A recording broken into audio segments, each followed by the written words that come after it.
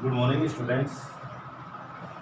Ninth class में mathematics subject में आज हम सत्र 2020-21 के लिए पाठ्यक्रम स्टार्ट कर रहे हैं। सर्वप्रथम हम गणित विषय में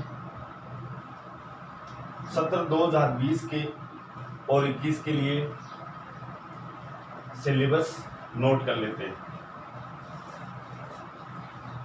हमारे सिलेबस में इस सत्र के लिए जो टॉपिक्स आए हैं वो आप लोग यहाँ पे नोट कर लें। जैसे इसके अंदर पहला टॉपिक है संख्या पद्धति, दूसरा इसके अंदर है बहुपद, तीसरा इसमें है निर्देशांक,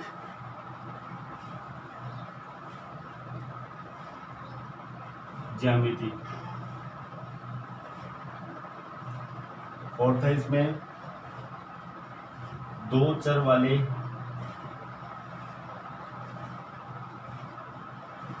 रैखिक समीकरण,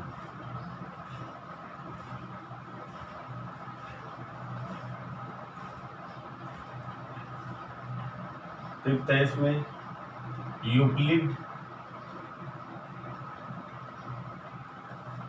की ज्यामिति का परिचय,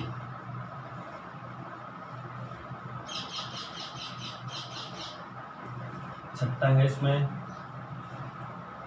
रेखाएं एवं कोण, सातवां इसके अंदर है त्रिभुज,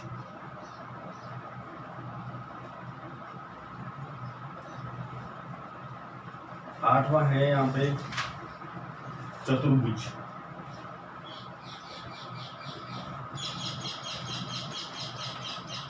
नाइन्थ है इसमें नौवां समांतर चतुर्भुजों,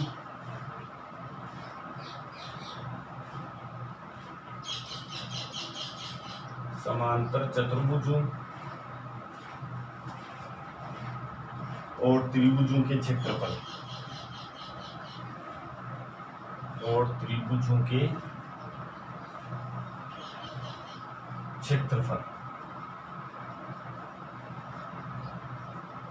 दसवां है इसमें वृत्त सर्किल,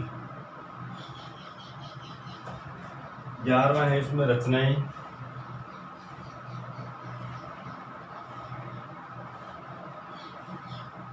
12वां चैप्टर है इसमें हीरोन का सूत्र, हीरोन का सूत्र, 13वां यहाँ पे पृष्ठीय क्षेत्रफल,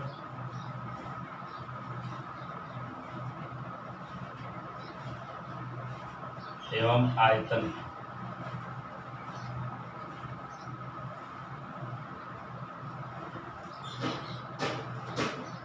14वां है इसमें सांख्यिकी,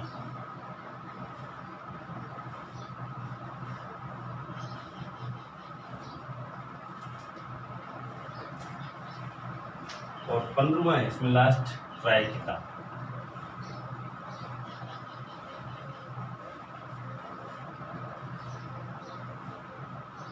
ये हमारे नाइन्थ क्लास में गणित विषय में चैप्टर दिए गए। सर्वप्रथम हम कोई भी चैप्टर स्टार्ट करने से पहले हमारे दिमाग में अच्छी तरह से ये सारे चैप्टर दिमाग में अच्छी तरह से बिठा लें इनको। उसके बाद में हम एक प्लान से इनको ऑनलाइन पढ़ेंगे। तो सबसे पहले जो पहला चैप्टर है इसमें संख्या पद्धति, हम संख्या पद्धति को ले रहे हैं। संख्या पद्धति में कौन कौन सी संख्याएं शामिल होगी देखिए।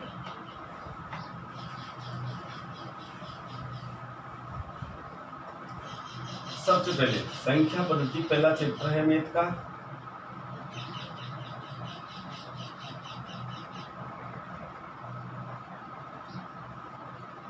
इसमें यहाँ पे प्राकृत संख्या ले लो पहले। प्राकृत संख्याओं का समूह है।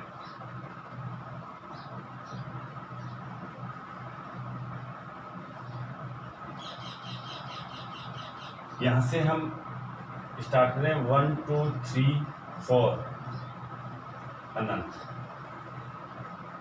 जो संख्या 1 से स्टार्ट होकर पॉजिटिव की तरफ, प्लस की तरफ अनंत जाती है, उन्हें हम प्राकृत संख्याएं कहते हैं। दूसरा हमारे पास संख्याओं में आता है वो है पूर्ण संख्याएं। पूर्ण संख्याएं 0 1 2 3 4 अनंत। यानी प्राकृत संख्याओं में यदि 0 को शामिल कर दिया जाता है तो वो पूर्ण संख्याएं बन जाती है। उसके बाद में थर्ड हमारे पास है पूर्णांक। पूर्णांक 0 है, इसके दाईं तरफ प्लस का आता है, अनंत आता है, और इधर बाईं तरफ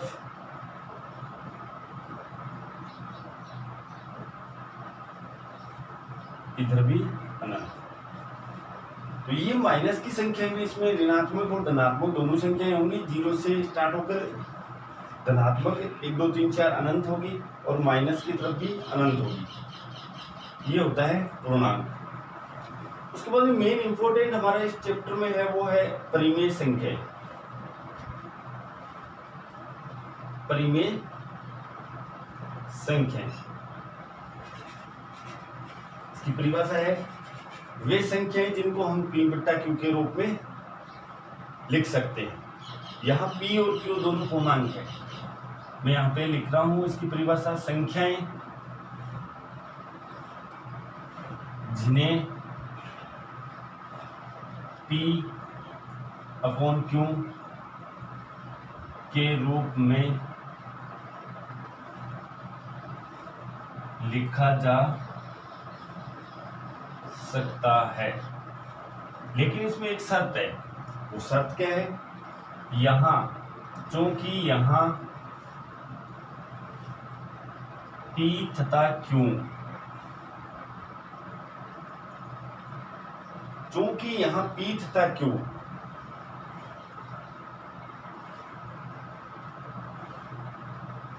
पूर्णांक है तथा Q बराबर नहीं है 0, यानी यहाँ पे P का मान कोई भी पूर्णांक हो सकता है, चाहे वो धनात्मक हो चाहे ऋणात्मक हो, लेकिन Q जिसको हम हर बोलते हैं, यहाँ P और Q, P बट्टा Q ये अंश है और ये हर है। यानी कहने का मतलब सीधा सा यही है, किसी भी संख्या चाहे वो धनात्मक हो चाहे ऋणात्मक हो, उसके नीचे यानी हर यदि शून्य लगा देते हो तो वो परिमेय संख्या नहीं हो, वो अपरिमेय हो जाएगी। इस तरह से इसको हम अच्छी तरह से याद रखेंगे, परिमेय संख्या। आज हम अपने चैप्टर प्रश्नावली 1.1 में इन संख्याओं के बारे में सीखेंगे। तो सबसे पहले हम प्रश्नावली 1.1 में जाते हैं और उसका पहला प्रश्न देखिए। यहाँ पे प्रश्नावली 1.1 संख्या पद्धति का प्रश्नावली 1.1 का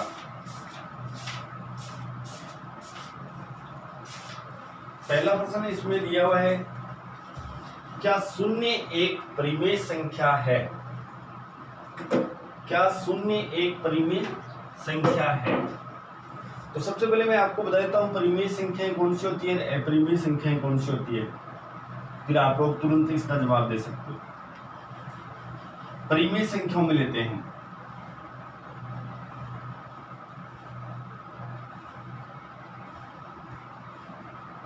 परिमेय संख्याओं में सबसे पहले 0 1 2 3 अनंत,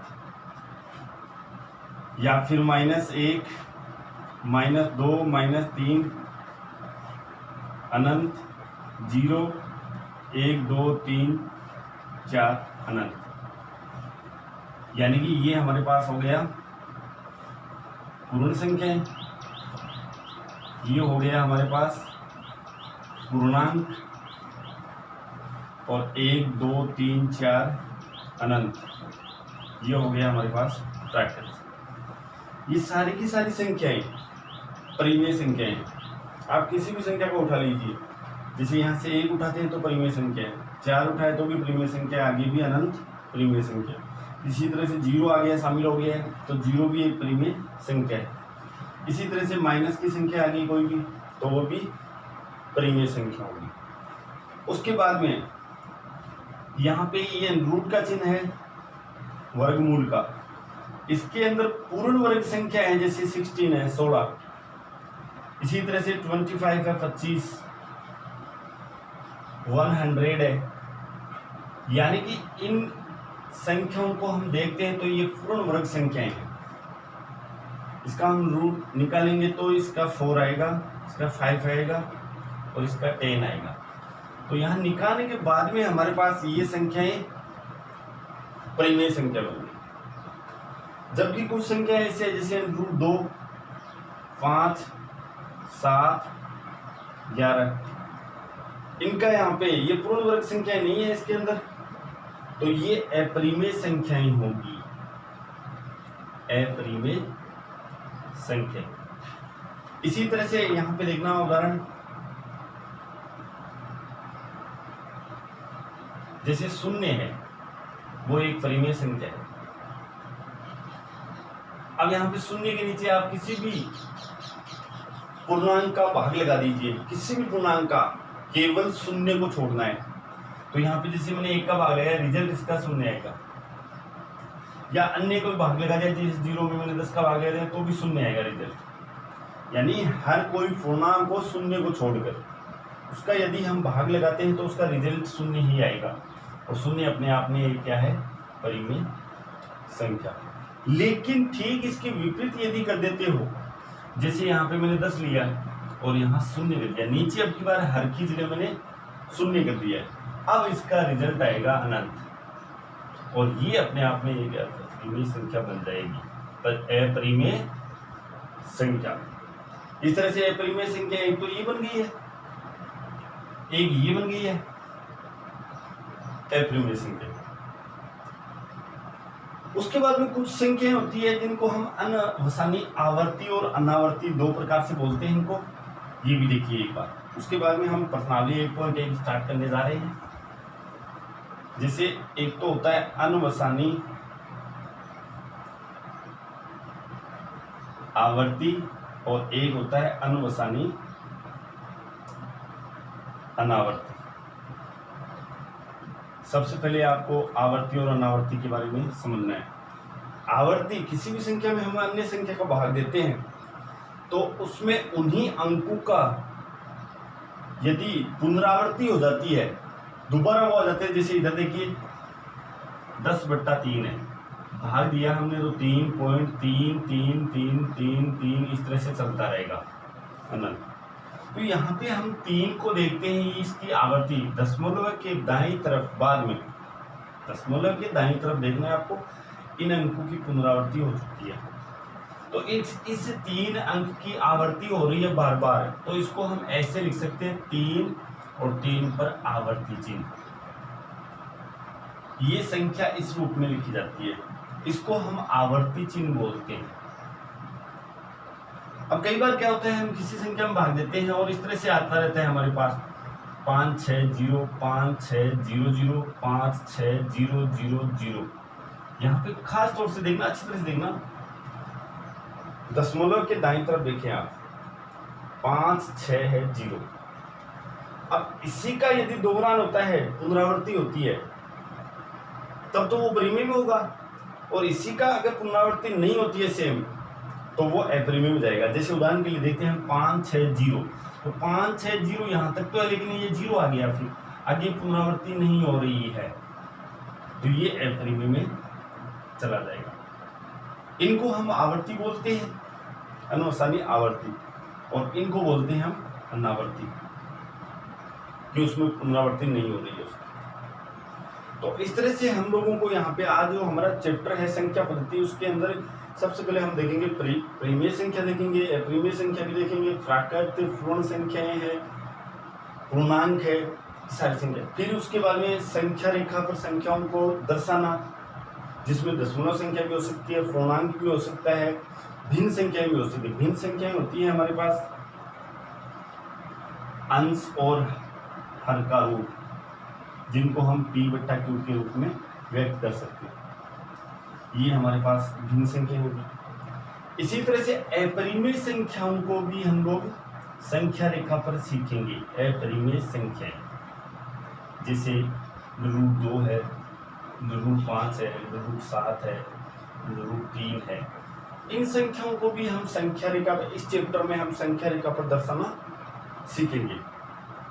तो बच्चों ये इसकी बेसिक प्रस्तावना थी प्रश्नावली संख्या संख्या पद्धति में, प्रश्नावली 1.1। अब इस प्रश्नावली को हम स्टार्ट कर रहे हैं। तो इसके अंदर जो पहला बिंदु दे रखा है, पहला प्रश्न है, बहुत ही ध्यान से सुने, आराम से करें। जो भी आपको समझ में नहीं आ रहा है वो आप लोग पूछ सकते हैं, फोन करके पूछ सकते हैं। इसमें पहला प्रश्न देखो, बहुत ही अच्छा प्रश्न है। मैं यहाँ पे आपकी सुविधा के लिए एक बार प्रश्न भी नोट करवा रहा हूँ। क्या 0 1 परिमेय संख्या है?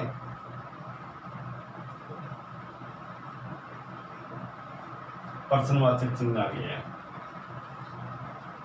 क्या इसे आप p/q के रूप में लिख सकते हैं?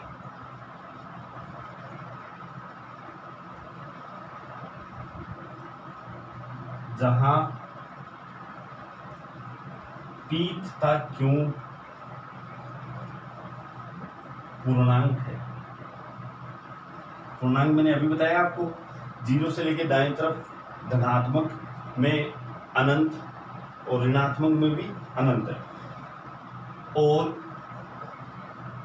q बराबर नहीं है 0। ये इसका पहला सवाल है यहाँ पे प्रश्नावली 1.1 का। बहुत ही अच्छा प्रश्न है। क्या 0 एक परिमेय संख्या है? मैंने आपको अभी थोड़ी देर पहले बताया, परिमेय संख्याओं में पूर्णांक, भिन्न, ये सारी संख्याएं परिमेय होती है। तो पूर्णांक में हमारे पास आता है 0 1 2 3 4 अनंत, माइनस की तरफ भी 1 2 अनंत, तो इसमें हमारे पास 0 भी तो शामिल है। तो 0 भी एक परिमेय संख्या है। अब इस 0 को कई रूप में लिख सकता है। जैसे उदाहरण के लिए इधर ध्यान से देखना, यहाँ मैंने 0 लगाया और इसके नीचे मैंने -7 का भाग दिया, जिसका रिजल्ट तो हमारे पास 0 आएगा ना। तो ये परिमेय संख्या है। या सीधा ही आपको 0 दे दिया तो ये परिमेय संख्या है। या 0 अपॉन यहाँ 999 दे दिया 999, तो भी इसका रिजल्ट तो हमारे पास 0 आएगा। तो ये भी एक परिमेय संख्या है। इस तरह से हम इसको 0 को व्यक्त कर सकते हैं परिमेय संख्या के रूप में। लेकिन यदि थोड़ा सा भी आपने उल्टा कर दिया, जैसे 9/0 कर दिया है, तब इसका रिजल्ट क्या आ जाएगा? अनंत, और ये एक अपरिमेय संख्या बन जाएगी। ये एक अपरिमेय संख्या बन। तो यहाँ पे जो अपना सवाल है उसको ध्यान से देखें। क्या 0 एक परिमेय संख्या है? तो आपका यहाँ पे रिजल्ट रहेगा, यहाँ पे हल करते हैं। हाँ, 0 एक परिमेय संख्या है।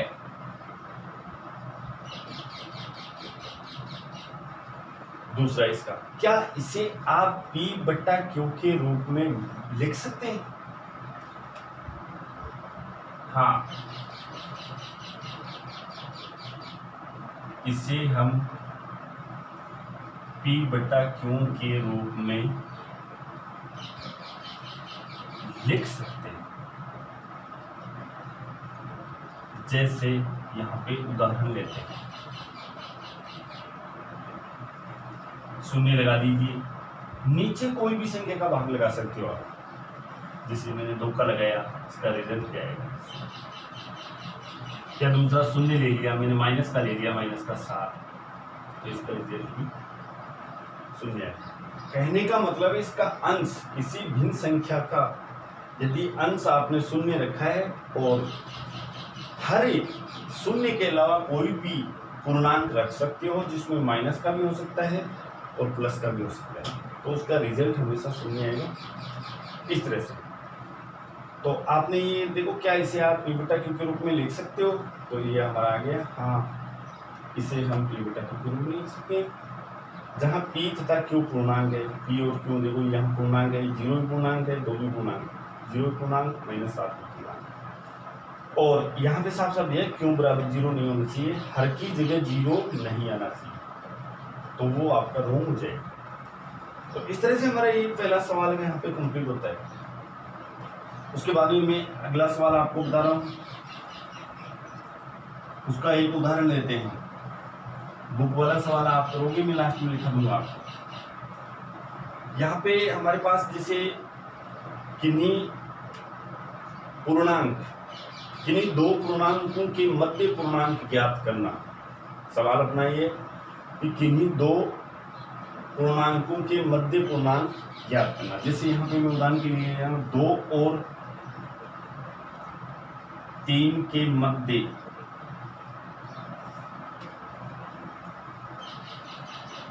4 परिमेय संख्या ज्ञात करना। बहुत अच्छा प्रश्न है। यहाँ पे लगातार है 2 और 3, 2 और 3 के मध्य 4 परिमेय संख्या ज्ञात करनी है। इसी तरह के सवाल मिलेंगे हमारे। दूसरे टाइप का जो सवाल आ रहा है वो ऐसा ही है। तो सबसे पहले इसमें आपको क्या करना है वो देखिए। 2 तरीके हैं इसके हल करने के। पहले एक तरीका बता रहा हूँ आपको, वो देख लें, उसके बाद दूसरा भी बताऊंगा। आपको जो अच्छा लगे उस तरीके से करें। सबसे पहले इसको हल करेंगे हम। तो 2 और यहाँ पे डैश लगा के आप 3 लिख लें। फिर इस पूर्णांक को 2 और 3 को आप भिन्न के रूप में बना लें। तो भिन्न के रूप में बनाने के लिए नीचे इनके 1-1 लगा दें। नीचे 1-1 लगाने से इन पे कोई प्रभाव नहीं पड़ा है। 2 का 2 ही रहेगा, 3 का 3 ही रहेगा। अब आपको क्या देखना है, इनके हर देखने हैं। जैसे यहाँ पे 1 है और यहाँ भी 1 है। यदि यहाँ पे हर समान है, इस भिन्न का भी हर 1 है, इस भिन्न का भी हर 1 है, हर समान हो, तो आप लोगों को इनके बीच में कितनी भी संख्याएं ज्ञात करने में बहुत आसानी रहेगी। कैसे? और दूसरा ये भी बताऊंगा, यदि हर समान नहीं हो तो क्या करेंगे। यहाँ पे तो अच्छी तरह से देख लें, हर समान आ गए। अब आपसे यहाँ पे 4 परिमेय संख्या पूछ रहा है, तो आप लोग इनके समतुल्य भिन्न संख्या ज्ञात करोगे। समतुल्य भिन्न संख्या कैसे ज्ञात करोगे? जैसे 2/1 है, इसको गुणा करवाओगे। इधर भी 3/1 है, इसको भी गुणा कराओगे। समान अंश व हर से गुणा करवाओगे। जैसे मैंने यहाँ पे 5 और 5 से गुणा करवाया, 5/5, तो इधर भी 5/5 से गुणा करवाना है। ये कंडीशन कब करनी है आपको? जब दोनों के हर समान हो। तो हर समान नहीं हो तो पहले हर को समान बनाएंगे। ऐसा सवाल भी मैं बताने जा रहा हूँ आपको। आराम से देखिए दोबारा। सबसे पहले 2 और 3 के मध्य 4 परिमेय संख्या पूछ रहा था हमसे, तो हमने 2 और 3 लिख दिया। नीचे हर बनाने के लिए हमने इसके नीचे 1 ही लगाना है आपको। अगर अन्य संख्या आपने कोई लगा दिया, अन्य पूर्णांक आपने कोई लगा दिया है, तो इसका मान चेंज हो जाएगा। मान वो का वही रहना चाहिए। अब हम गुणा करते हैं, तो देखना आप अच्छी तरह से। 5 दूनी 10 बटा 5 एकम 5। और इधर हम देखते हैं, तो 5 दिए 15 बटा 5। अब यहाँ पे एक खास बात ये देखने को मिली कि इनका हर तो समान रहेगा, इसका कोई प्रभाव नहीं पड़ रहा है, हर समान ही रहना चाहिए। यहाँ से देखिए 10 से लेके 15 तक आ गया। 10 है यहाँ पे 15 है, तो इनके मध्य कुछ संख्याएं प्राप्त हुई हमें। जैसे 11 है, 12 है, 13 है, 14 है। 4 संख्या प्राप्त हो चुकी है। यदि आपको और ज्यादा पूछ रहा है, यहाँ पे 4 की बजाय 7 संख्याएं पूछ रहा है, 10 संख्याएं पूछ रहा है, तो आप यहाँ से इस गुणा को बढ़ा सकते हो। 5 की बजाय 10 से कर सकते हो, 15 से कर सकते हो, 20 से, 100 से, किससे भी गुणा कर सकते हो। कहने का मतलब है इनके बीच में संख्याएं आनी चाहिए। तो यहाँ पे आराम से हमारे पास देखो 10 और 15 के बीच में 4 संख्याएं आ चुकी है। अगर कम पड़ती 3 आती तो हम यहाँ से गुणा को बढ़ा देते, 5 की बजाय 6 से कर सकते हैं, 7 से कर सकते हैं। अंत में आप लोग यहाँ पे लिखोगे इसलिए 2 और 3 के मध्य 4 परिमेय संख्याएं, परिमेय संख्याएं बराबर 10 यहाँ पे है, 10 के बाद में आगे की संख्या रखनी है 11/5 आपको लगाना ही है। नीचे यहाँ पे हाथ देखो 5 है, 12/5, 13/5 और 14/5। ये चारों संख्याएं परिमेय संख्याएं हैं और 2 और 3 के मध्य में है। 2 और 3 के मध्य में यानी इनका मान निकालोगे ना तो 2 और 3 के बीच की संख्याएं आएगा, चाहे वो 2.1 हो सकता है, 2.2, 2.3 या 2.23 कुछ भी हो सकता है, लेकिन 2 से बड़ा है और 3 से छोटा ये मान। इस तरह से हमारा ये सवाल एक प्रश्न पूरा होता है। इसी तरह से मैंने अभी भी बोला था कि यदि हर समान नहीं हो, जैसे इसमें तो सारा समान आ गया, जैसे एक और लेते हैं समान वाला, एक फटाफट लेते हैं हम लोग,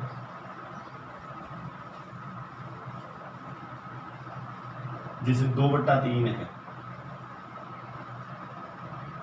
1/3 कर लो और यहाँ पे 2/3, यहाँ पे 1/3 और 2/3 के मध्य 5 परिमेय संख्या आपसे पूछ ली जाए। मान लो आपसे 5 परिमेय संख्या 6 पूछ सकता है, 7, 8, 9, 10 कितनी भी पूछ सकता है। तो सबसे पहले आपको देखना है हर, इसका भी 3 है और इसका भी 3 है, तो यहाँ पे हर तो समान है। उसके बाद में इनके बीच में संख्या हमें एक भी नहीं दिखाई दे रही है, तो हम इसको गुणा करेंगे समान अंश व हर से।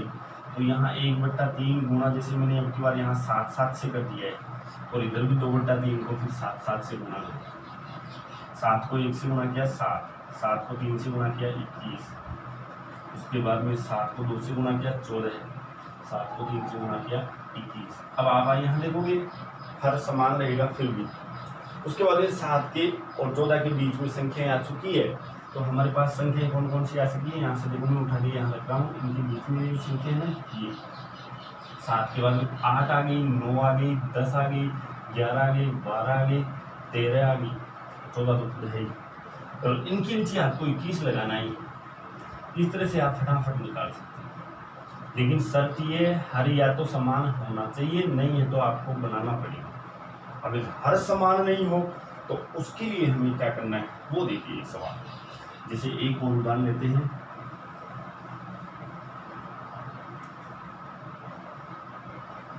जैसे 3/5 और 2/3 के मध्य 4 परिमेय संख्या क्या है, 4 परिमेय संख्या। 3/5 और 2/3 के मध्य 4 परिमेय संख्या हमें ज्ञात करनी है। यहाँ पे अच्छी तरह से देखोगे तो आप लोगों को यहाँ पे हर है वो समान नहीं दिख रहा है, यहाँ पे हर है वो समान नहीं है। तो सबसे पहले आपको इसमें क्या करना है, इस हर को समान बनाना है। समान बनाने के लिए यहाँ पे आपको 5 और 3 इनके दोनों के हर को उठा लेना है और इनका लस लेना है, लस लघुत्तम समापत्ति एलसीएम। अब हमें लघुत्तम कैसे लेना है, तो 5 और 3 का लघुत्तम लेंगे तो यहाँ पे हमारे पास आया 15। आपको क्या करना है, इस हर को, दोनों हर को 15 बना देना है समान बनाने के लिए। तो सबसे पहले हम 3/5 लिखेंगे और गुणा। अब इसको 15 बनाने के लिए हम देखो 5 का, यहाँ देखो हर को देखना, 5 को 15 बनाने के लिए हमें किससे गुणा करना पड़ेगा, तो 5 एकम 5, 5 दूनी 10, 5 3 15, 3 बार हमने पहाड़ा बोला तो यहाँ 3 लगा दे गुणा और इधर भी 3। इसका रिजल्ट आया हमारे पास 9/15। इसी तरह से यहाँ से देखते हैं 2/3 है, इस 3 को भी 15 बनाना पड़ेगा हमें। हर समान बनाने के लिए इसको 15 बनाया तो इसको भी 15 बनाना है, और 15 ही क्यों बनाना है, इसका लघुत्तम दिया है हमने। तो यहाँ 3 का फाड़ा बोलना है, 3 एकम 3, 3 दूनी 6, 3 तिये 9, 3 चौक 12, 3 5 15, 5 से गुना करना, 5 5, ये 10 और ये आ गया। अब आपको इन दोनों संख्याओं को आराम से देखना है, इनमें बड़ी संख्याएं कौन सी आपको आसानी से पता लग जाएगा। अब आराम से समझ सकते हो दोनों का हर समान आ चुका है। 9 और 10 में छोटी कौन सी है, बड़ी कौन सी है? छोटी संख्या 9 है और बड़ी संख्या 10 है। तो यहाँ पे हम 9/15 लिखेंगे और इधर 10/15 लिखेंगे। अब आपको इनके बीच में कितनी भी संख्या पूछे, 4 पूछे, 5 पूछे, 2 पूछे, 1 पूछे, तो आप कैसे निकालोगे वो देख लें। 9 और 10 के बीच में अभी आपको एक भी संख्या नहीं दिख रही है, तो आपको यहाँ पे क्या करना है, इसको बढ़ा लेना है। जैसे मैंने यहाँ पे 4 से गुणा कर दिया, तो इधर भी आपको 4 से गुणा करना है। जब हर समान हो तब दोनों को समान संख्याओं से ही गुणा करना है।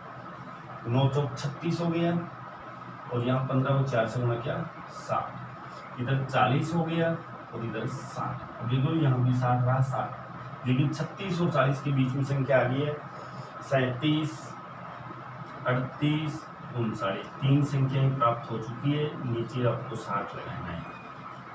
ये तीनों संख्याएं हमारे पास उनके बीच में प्राप्त हो चुकी है। तो किन्हीं दो संख्याओं या दो परिमेय संख्याओं के मध्य अन्य परिमेय संख्याएं ज्ञात इस तरह से कर सकते हैं। उसके बाद में एक और सवाल, दूसरा तरीका हो रहा है इसका निकालने का, जैसे वो भी देखिए। दूसरा तरीका ये है, जैसे आप लोग यहाँ संख्या रेखा का सहारा ले सकते हो। संख्या रेखा बनाते हैं, यहाँ पे मैंने 3/5 लगा दिया और यहाँ पे मैंने 2/3 लगा दिया। अब सबसे पहले आपको इन दोनों संख्याओं के मध्य एक परिमेय संख्या ज्ञात करनी है। अब की बार यदि हर समान नहीं बनाए तो सबसे पहले यहाँ हम हल करते हैं। तो आप लिखोगे 3/5, यानी कि इस संख्या और इस संख्या के मध्य एक संख्या ज्ञात करनी है। 3/5 हुआ 2/3 के मध्य परिमेय संख्या बराबर, दोनों संख्याओं को जोड़ दें 3/5 प्लस 2/3, दोनों को जोड़ के और ये 2 से डिवाइड कर दो, 2 का भाग लगा देंगे, तो भाग लगा के 1/2 सॉरी भाग 2 से डिवाइड कर दो। अच्छी तरह से समझे, दोनों संख्याओं को जोड़कर 2 का भाग लगा दें। दोनों संख्याओं जिसके भी मध्य परिमेय संख्या ज्ञात करनी हो ना, जैसे यहाँ पे उदाहरण के लिए छोटा सा देखिए, यहाँ पे उदाहरण जैसे 3 व 4 के मध्य परिमेय संख्या निकालनी है आपको। मध्य परिमेय संख्या एक ही निकालनी है, मान लो। तो 3 + 4 करो और भाग 2 कर दो, यानी कि ये हो जाएगा हमारे पास 3 + 4 कितना हुआ, 7 भाग 2, या 7 गुणा 1/2 हो सकता है।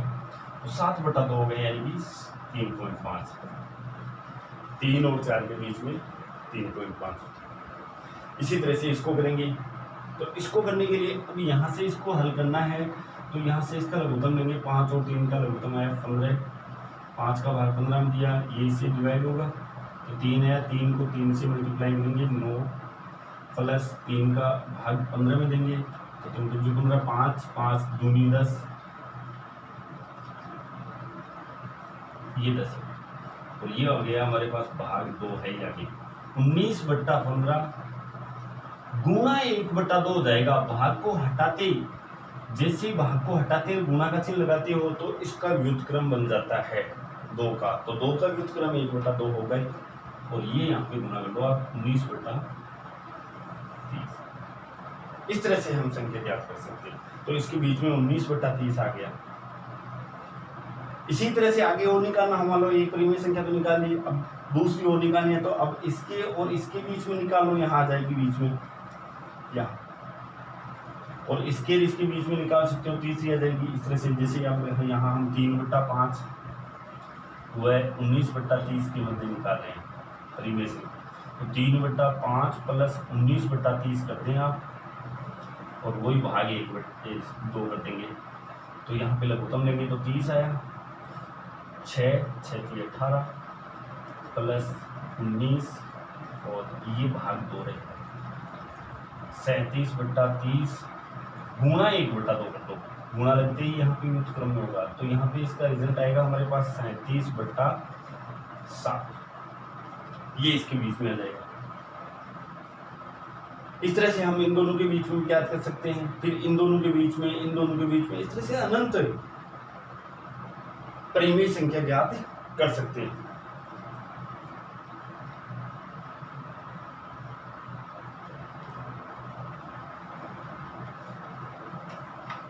इस तरह से बच्चों ये आज हमने 2 सवाल देखे हैं। आपको पहला सवाल मैंने दे दिया है, 2 प्रश्न में आपको यहाँ पे होमवर्क के दे रहा हूँ। वो पहला प्रश्न है इसमें, चलो बुक का ही देख लें। दूसरा प्रश्न इसमें दिया हुआ है 3 और 4 के बीच में 6 परिमेय संख्याएं ज्ञात कीजिए। और एक सवाल और दे रहा हूं अपनी तरफ से, 1/2 और 3/5 के मध्य 5 परिमेय संख्या ज्ञात है। ये 2 सवाल आपको आज अपनी फिर नोटबुक में कर लेना है। Thank you.